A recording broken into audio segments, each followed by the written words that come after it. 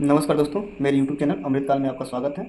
जैसा कि दोस्तों आप जान रहे हैं कि अमृतकाल चल रहा है और अमृतकाल जो है भारत के आज़ादी के 100वें वर्ष तक चलेगा। इसके कुछ साल बीत चुके हैं और देश है, सरकार है और जनता है, तो जाहिर सी बात है कुछ नहीं तो कुछ घटनाएँ होती रहेंगी। तो उन्हीं में से एक घटना जो है फिलहाल चल रहा है। ये जो घटना जो है SC/ST के आरक्षण से जुड़ा हुआ है, ठीक है। और ये है अभी जल्द ही सुप्रीम कोर्ट ने 1 अगस्त 2024 को एक फैसला सुनाया है, और जिसमें जो है 7 जजों की बेंच था, जिसमें 6-1 से फैसला सुनाया गया है कि SC/ST का जो है आरक्षण का वर्गीकरण कर देना चाहिए क्रीमी लेयर और नॉन क्रीमी लेयर के रूप में, ठीक है। कुछ ऐसा ही है। तो इस पर मैंने एक वीडियो बनाया था, जैसा कि बनाया था, लेकिन क्या हुआ था कि बैटरी डिस्चार्ज होने की वजह से पूरा वीडियो बन नहीं पाया था और वीडियो लंबा भी हो गया था। तो इस वीडियो में कोशिश करूँगा कि छोटा वीडियो रहे और ऑथेंटिक रहे, थोड़ा मतलब कम संक्षेप में रहे। कोशिश मेरी यही रहेगी। वो वीडियो थोड़ा ज़्यादा लंबा चला गया तो उसके लिए सॉरी। तो शुरू करते हैं। तो उस वीडियो में ये था कि मतलब उसमें जो पहला जो वीडियो था उसमें ये सवाल था कि सभी लोगों को आरक्षण नहीं मिल रहा है, कुछ लोग ये आरक्षण का लाभ उठा रहे हैं। तो उस वीडियो से यही कंक्लूजन है, निष्कर्ष यही है कि यह सही है कि हाँ कुछ लोगों को ही आरक्षण मिलता है और कुछ लोगों को ही मिलेगा। वो कुछ लोग कौन हैं? जो लोग अपने आप को साबित कर पाएंगे पढ़ाई के माध्यम से, अपने आप को एक मिनिमम एलिजिबिलिटी यानी योग्यता लाना पड़ता है। कोई भी वैकेंसी आती है मिनिमम योग्यता मांगता है। मिनिमम योग्यता 10वीं हो सकती है, 12वीं हो सकती है, या कोई टेक्निकल सब्जेक्ट मतलब डिप्लोमा हो सकता है, डिग्री हो सकता है। ऐसे तमाम प्रकार की चीज़ें हैं, ठीक है ना। तो ये सब चीज़ें हैं, ये सब चीज़ें जब रहेंगी तभी जो है कहने का मतलब है कि आप जो आरक्षण का फ़ायदा उठा पाएंगे।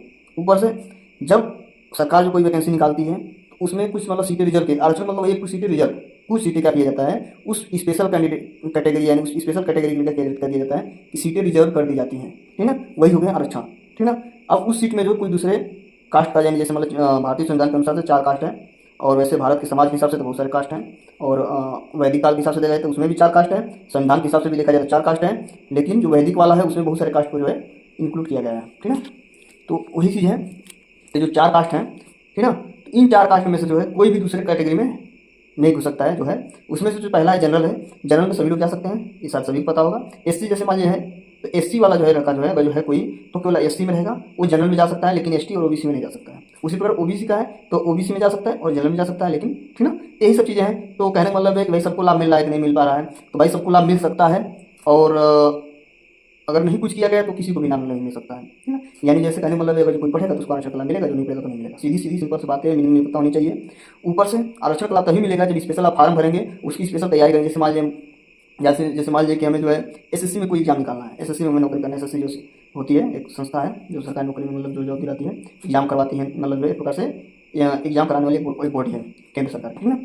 अब उसके थ्रू अगर मान लीजिए कोई जो है मान लीजिए वैकेंसी मतलब जैसे मान लीजिए निकाल रहा है, SSC थ्रू निकल रहा है 10वीं 12वीं जैसे। अब मान लीजिए अब उसमें आपने फॉर्म डाल दिया, अब उसमें जो सिलेबस दिया उसकी तैयारी करेंगे तो उसका एग्जाम निकालना तभी आपका होगा, तब आप उस कैटेगरी में फाइट करेंगे, तब जाकर आपका सिलेक्शन होगा, तब जाकर आपको आरक्षण का लाभ मिलेगा। ये नहीं कि मैंने इंटर कर लिया, हाई स्कूल कर लिया, डिप्लोमा कर लिया, BTech कर लिया तो मुझे जो है आरक्षण का लाभ मिल जाएगा, नहीं मिलेगा, कतई नहीं मिलेगा। क्योंकि जब तक मैं उस चीज़ की स्पेशल तैयारी नहीं करूँगा, जब तक मैं कंपटीशन में नहीं बैठूंगा, जब तक मैं उस कंपटीशन को बीट नहीं करूँगा।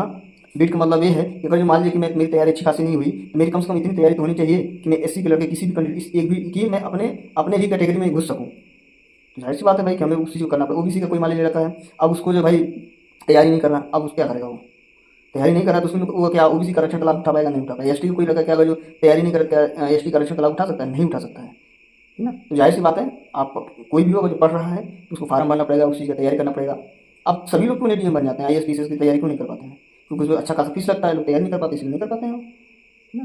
तो यही सब चीज़ें हैं, बहुत सारी ऐसी चीज़ें हैं जिसमें मतलब हाई कंपटीशन तो मान यही है। ऊपर से जो है कहने का मतलब उस स्पेशल चीज़ की तैयारी करना, गाइडेंस में आना, इन सब चीज़ों के लिए अलग अलग चीज़ें हैं। कोचिंग में जाना पड़ेगा, गाइडेंस लेने के लिए फीस लगेंगे, मेन चीज़ पैसा है।